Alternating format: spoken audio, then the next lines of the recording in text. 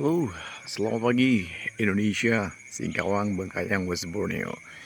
Pagi hari ini seperti biasa, jalan pagi rutin biar lebih sehat dan ngatur nafas biar lebih panjang lagi. Hitung-hitung sambil persiapan buat nanti malam, Adam bakal bawain acara yang namanya Dev Fest Volume 1, di mana nanti malam bakal tampil anak-anak band yang high voltage alirannya, metal, punk, grindcore, dan lain-lain. Yep. Dan di Dev Fest Volume 1 ini, semua teman-teman band dari Kalbar datang dan bakal seru-seruan bareng sama MC dan Pisang di Cafe The Saula. Yang pengen beli tiketnya bisa langsung on the spot, ya. Wah, kayaknya siap-siap buat headbang nih ya. Two step dan juga apa satu lagi tuh, moshing.